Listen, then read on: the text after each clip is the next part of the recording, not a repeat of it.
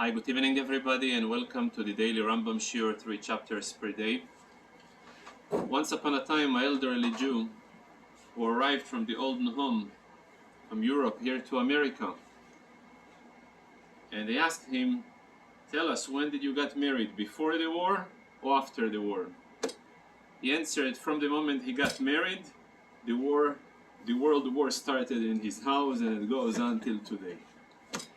Well, an end of such a war consists of the topic that we will cover today, and this is Hilchos Gerushin, the laws, the rules of divorce.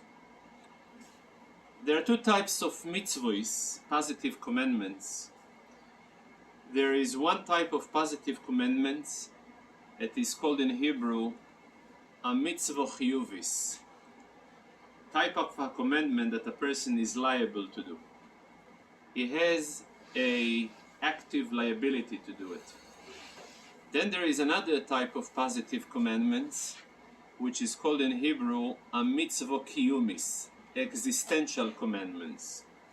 In other words, to eat matzah on Pesach, it is a liability of each and every person to do it. To wear tefillin every day, it is a active commandments. It is a commandment that is associated with a positive initiative that all of us are liable to do. We got to initiate every day the study of Torah. We got to initiate every day the wearing of tefillin. We got to initiate every Passover the eating of matzah and the hearing the sounds of shofar when it comes to Rosh Hashanah. To go and divorce a woman, if a person is married, it's not a mitzvah he is looking for it to do. If situation were such that are forcing him to break up the family nest, then he has no choice but to do it. There is a similar, for example, to have a mezuzah in the house happens to be to fall in the category of the second one, existential mitzvah, which means a person is not committed to live in a house. A person can choose to live all his life in a boat. A person can choose to live all his life in a tent. A tent is not liable to have a mezuzah. If a person chooses to live in a house and the house happens to have the right measurement, he needs to install a mezuzah in the house. He needs to install a railing, a mak. There is a positive commandments. A person needs to install. It's called existential type of a mitzvah. So the mitzvah of Gerushin happens to be existential in the sense if a person finds himself in a situation that he has no choice but to divorce, so then the divorce must be done according to the specific requirements and guidelines that we will learn in this halachas, which we will be covering today. To make my point even stronger, the Talmud tells that a person who divorces his wife, even the altar, the mizbeach, is moirid all of the mois. Even the mizbeach produces tears out of sorrow and pain from the step that is necessary to take. There is a story that once upon a time a person was told, how dare you even considering to divorce your wife when even the altar is producing tears. He says, well, I rather that the altar should produce tears than I should produce tears of the rest of my life. So it's true, it's not an ideal situation that the altar that produces tears, but so the original source where the Torah tells us happens to be in Chumash Dvorim, in the 5th Chumash, Parshas Kiteitzei, chapter 24. And over there is the following texts that when we're reading the text, it sounds like this. Ki yikach ish isha, when a person will marry a woman, vehoyo, and it will be a time that she is not going to find any more sympathy in his eyes, Kimotzo bo, because he found something very disgusting in her. So then he should write a book of separation. He should hand it to her, and he should send her away from his house, and she should marry someone else. End of quotation. This is in the Bible, in the Chumash, in the written Torah, Torah Shebiksav, chapter 24 in Chumash Dvorim. From this text, in the oral tradition, they managed to extract 10 specific requirements that this text is demanding. And the requirement number 1, that in order for a person to divorce his wife, it must be done with his full consent and will. If it is done by force and against his will, the get is not a get. By the way, everybody heard the term get, but not many people know and familiar why the get indeed is called a get. Obviously in English it makes sense that what she gets in order she wants to get divorced, but the original term is originated from Hebrew. So there is a few explanations. There is one explanation given the fact that traditionally the documents, the divorce document consists of 12 lines, and for that reason the numerical value of the word Gimel and Tet, Gimel is 3, Tet is 12, is 9, together you have 12. There is a second explanation that throughout the entire Bible you will never gonna find the letter Gimel and Tet parked next to each other, stationed next to each other, which means throughout the entire Torah, Gimel and Tet, they will always gonna be stationed while separated from each other by other letters or words. For that reason, the symbol of separation happens to be Gimel and Tet, because throughout the entire Torah, those particular letters, they are separated.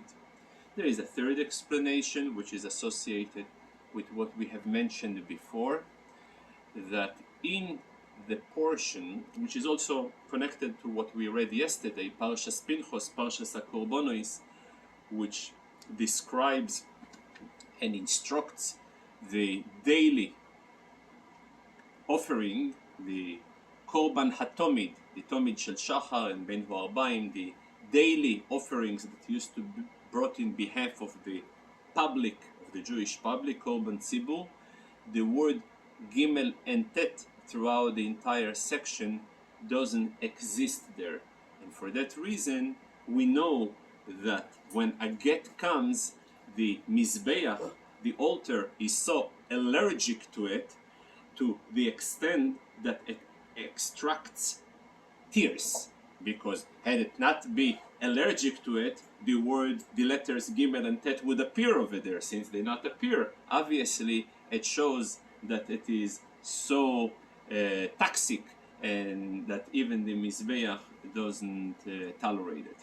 Nevertheless, let's go back to the original text in Parshas Dvorim, which teaches us 10 things. So one thing we said, that in order for a person to pursue in the process, it must be done willingly, with full consent. No force, no external persuading against his will is permitted. A second, that the divorce must be done by writing, cannot be done verbally or any other method. And the contents that is being written in the text, in the paper and ink that he is giving to her, the meaning, the declaration should be very much clear, that he removes her out of his possession, not that the opposite, that he moves himself from her, but the opposite. It should be clear that he moves her from his possession. Only such a content will be acceptable for the purpose of the get. And also, the meaning should really mean that would be a process that makes a permanent separation between him and her, and the get must be written in the sake of her, of first of all needs to be written for the sake of divorce, b of to divorce her specifically, that particular lady, and should not be additional action necessary from the moment of writing to the moment of giving. For that reason, if a person wrote the get on a leaf of a tree while the tree is still connected to the ground, it will be posul, it will be not going to be kosher, since another action is required. It will be required to chop the tree or to chop the leaf, and since in the Torah it is written he should write and give her, therefore any type of a situation which will require writing, chopping and giving is not acceptable. And then he must give it to her, he must hand it to her, and the handing to her must be in front of two witnesses. If it's not being done in front of two witnesses, it's not a get.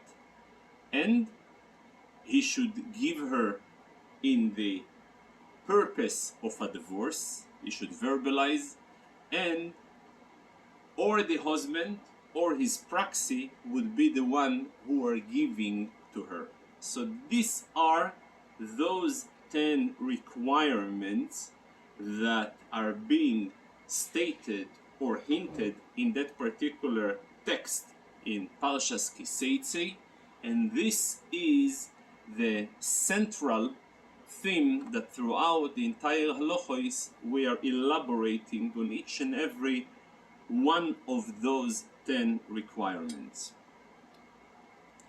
Talking about witnesses, in the Torah there is two types of witnesses.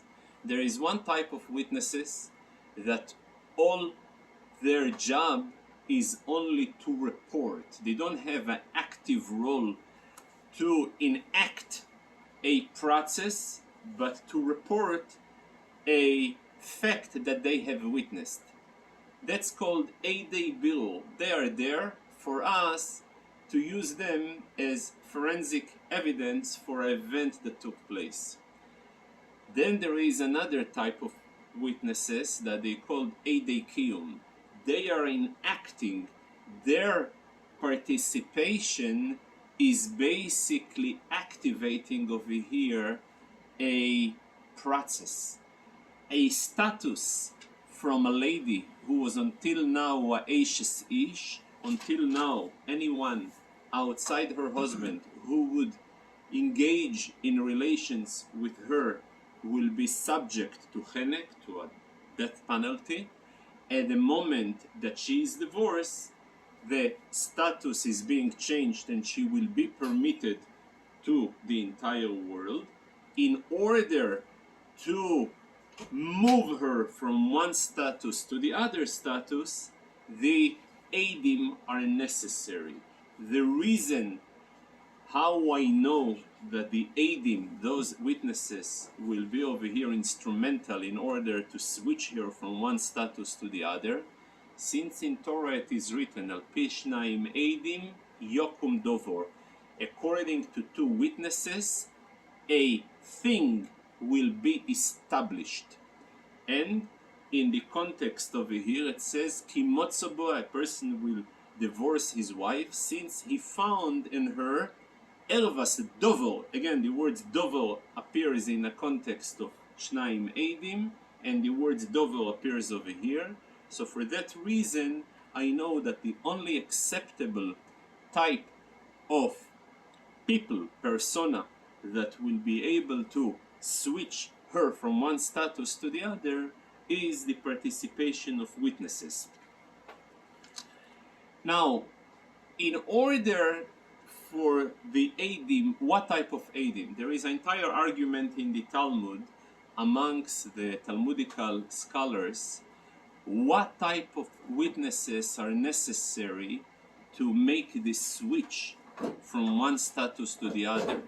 Whether the Eidim who were present at the time of the divorce, that they called Eidei Mesiro, those Eidim who witnessed the handing over of the get from the husband, from the ex-husband to the ex-wife.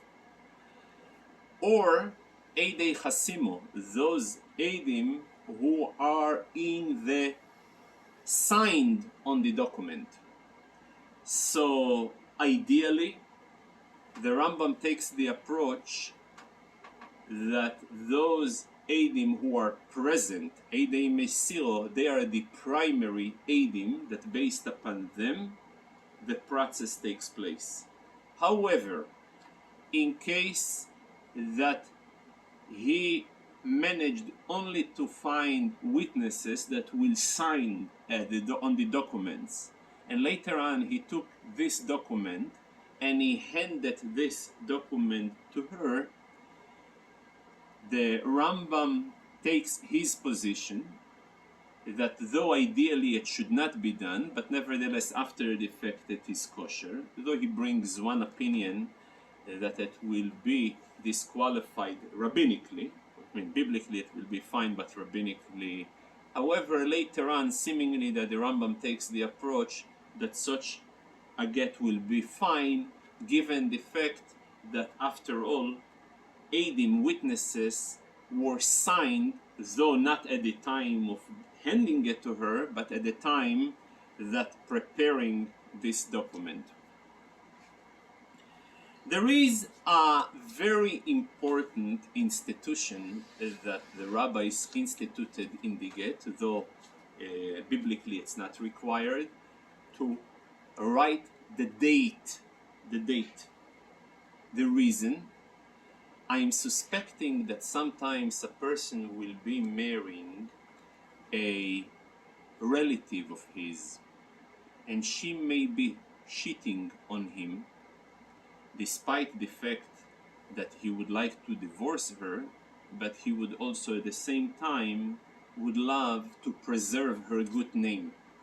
And for that reason, if a date is not going to be written at the get, sometimes she may have the wrong relationship and it will cover up, and he will claim that the relationship took place, the forbidden relation, after the divorce, when in reality it took place before the divorce. So to avoid such possibility of covering up, for that reason the rabbis instituted a necessity to specify the date of the divorce on the actual document. There is other reasons, but the Rambam doesn't includes them, so we leave it for another time. In the second chapter, the Rambam deals when a get is being done via a praxi. Praxi can be appointed for a full process, for a partial process. When I say a full process, he can appoint a praxi, should write the get, should sign the get, and at that time the same praxi turns to be also a witness, and also to deliver the get. Typically, in order for a person to appoint a praxi, he must to specify how far in the stages of the get he is appointing him. He can appoint him for all the three, some of the three, or two of the three. If he didn't specify, he meant only for that specific role that he is appointing him, nothing more than this. However, there is some very exceptional situations that, though he specified only one of the stages, I will assume that he means all the three stages. What are the situations?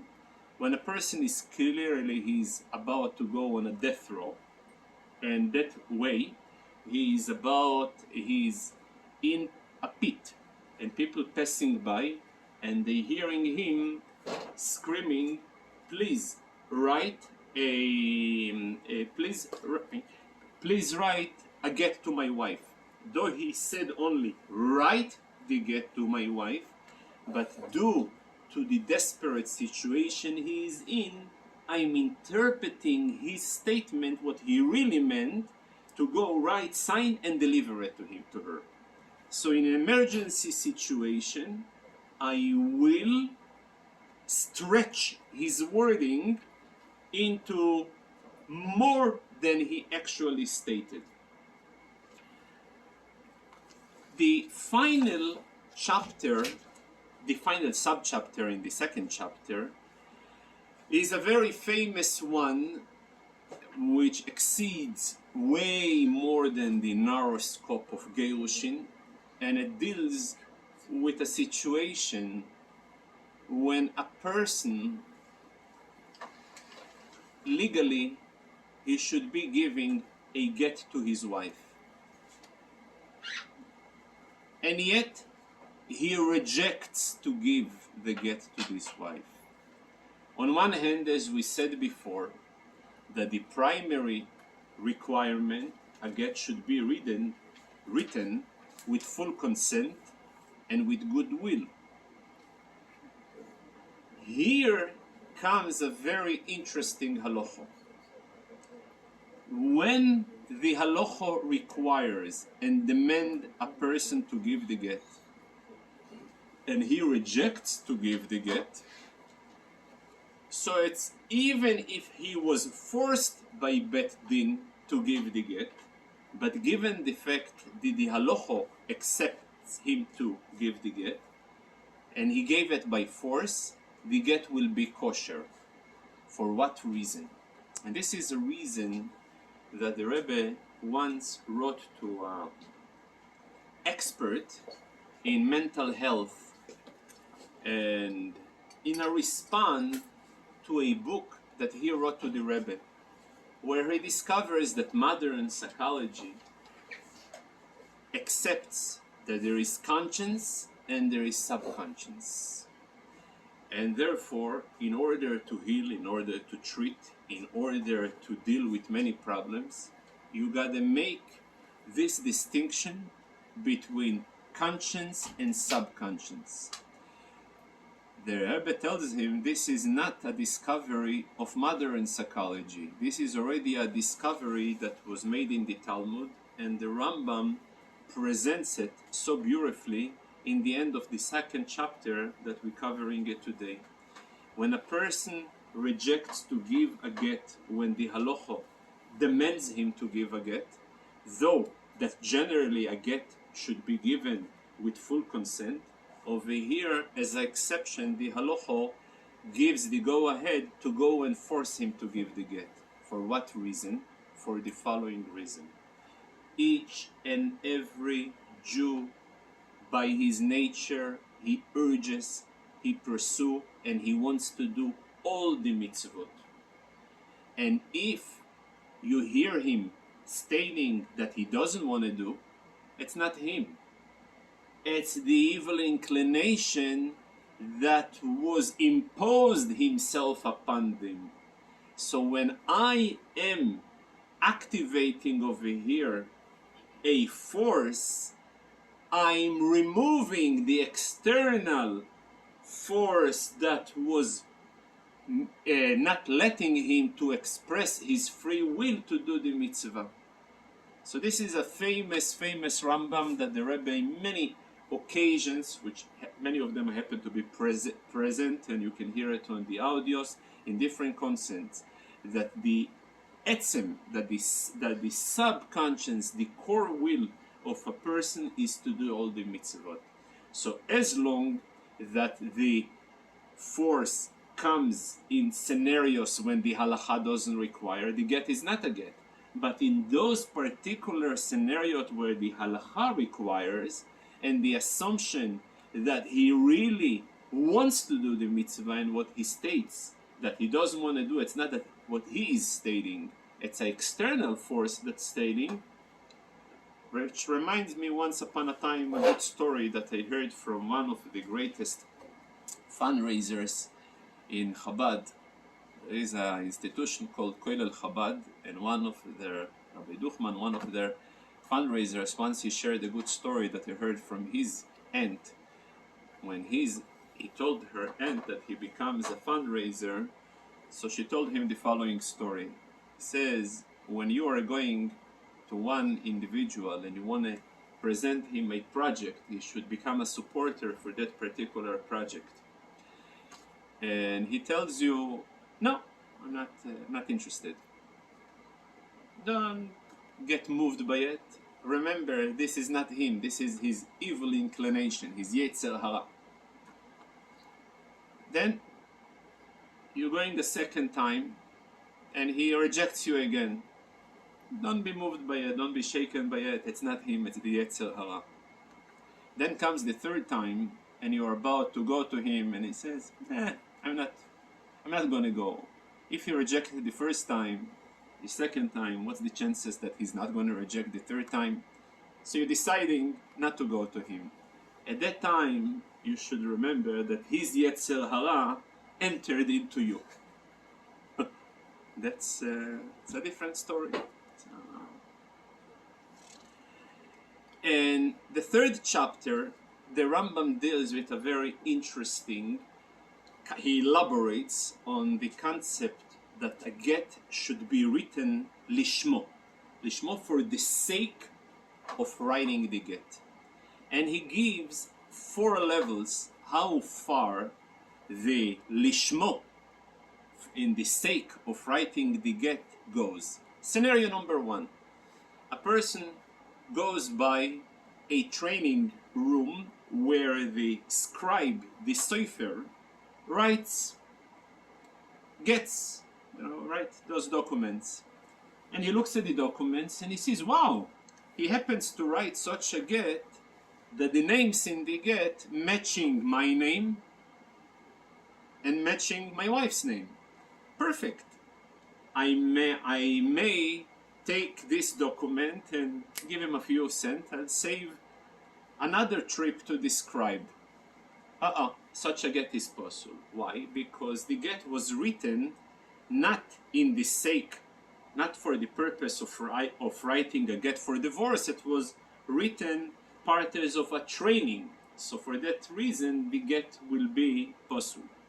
But even further than this, he decides to divorce his own wife, and he wrote a get.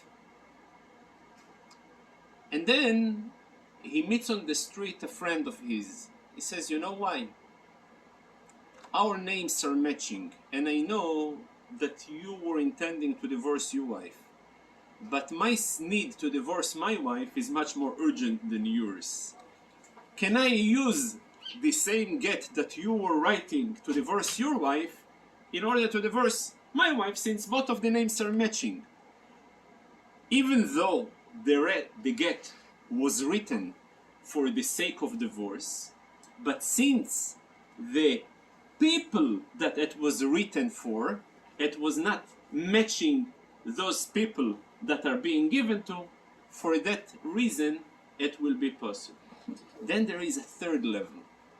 Third level, a person happens to have 2 wives with the same name. One of them is younger, the other one is older. And he wrote the get with as a person who wants to divorce his own wife. And then, though he wrote the get for the sake of divorce himself, divorce his wife, but in reality he gives the get to the wife that the get was not written for her sake, was written for her older so therefore, since the get was not written for her sake, it's not going to be kosher. But then it goes even further than this, and it touches an issue that once upon a time we touched it, and this is the idea of breira. A person happens to have 2 wives with identical names, and he writes a get with his name and obviously with the name of his wife, which happens to match both of his wives, but he writes it with the following intention: that I'm not specifying which wife I want to divorce with this get, but whoever I would decide eventually to use the get for the divorce, retroactively it should be assigned to that particular wife. No retroactive application when it comes to biblical issues. Retroactively, I cannot apply to any biblical subject. For that reason, we have learned over here a concept how far I will be very much preserving the idea of lishmo, that the get should be written for the sake of divorce, should be written for the sake of the man that divorces, and for the sake of the lady that is being divorced. And any type of compromises in those requirements null and voids this get. There is a very important ruling as well, that though the entire get should be written for the sake of the divorce, but since in any type of a get there is standardized text that is equal to all gets, and then there is this custom-made text. Custom-made text of the get refers to the name of the husband, the name of the wife, the date, and the specific declaration that I am divorcing you from my possession. So, for convenience sake, as he calls it, takon sofer, in order to make the life of the scribe easier, they gave permission to write standardized get, but leaving blank the name of the husband, the name of the wife, the date, and that particular main declaration that refers to the actual divorce. In the disqualified individual that cannot be used as a proxy, as a shliach, are person who is deaf, and halachic definition is a deaf person who cannot hear and cannot talk, a person who is a shoite, mentally disqualified, and a minor. Reason? Because in order to divorce you gotta have a da'as, intention, knowledge. Not only knowledge, they may be intelligent to have knowledge, but knowledge in that sense to have the proper conscience and intention. And since they are lacking it, they cannot be proxy. Also, somebody who is not Jewish or he is a servant cannot be a proxy, given the fact that the term of Gittin and Kiddushin are not applicable to his status at the current time. In the 4th chapter, he's covering the issues of the type of ink, the paper, and when we say paper, surprisingly, even a limb of a person can be used as the paper that on top of it he writes the get, as long as he gives the entire person to her as a servant, as a slave. Further than this, even he is writing the entire get on an item that is forbidden to benefit. For example, an item that belongs to avodah zarah, to idol worship, though it is a forbidden item to benefit, it's still okay to write a get on it. Not okay, but if it was written, the get will be kosher. The reason, since it is a mitzvah, as we said before, it's not a desirable mitzvah, it's an existential mitzvah, and mitzvot lav lehenot nitnu. And there is a rule that any type of a mitzvah was not given to benefit from. So therefore, since the mitzvah by definition is not for the sake of benefits, if he wrote the get on an item that is Isur Hanol, that is forbidden to benefit, the get will still going to be kosher. There is an entire issue, can a person or can a few people make together a mutual get? Let's say 5 people wants to divorce their 5 wives. Can, instead to go and find so much paper, so much ink in the olden days, and today is also with this high inflation, nothing is cheap, and you want to look on for affordable, creative ways to acquire affordable gets. So a few people together, they gather and they make a type of kibbutz, in that collective get. So it will be okay if certain specific nusach, text, was written. For example, if it is written that individual so-and-so that is married to so-and-so, he decided to divorce her, and that's what he said to her. And another individual that is named so-and-so, he decided to divorce his wife. However, if it's written differently, not always it's going to be kosher. Specifically, when it is kosher, when he actually hand over each and every one of the couple, gives and hands over this get in present, while 2 witnesses are present, such a get will be kosher.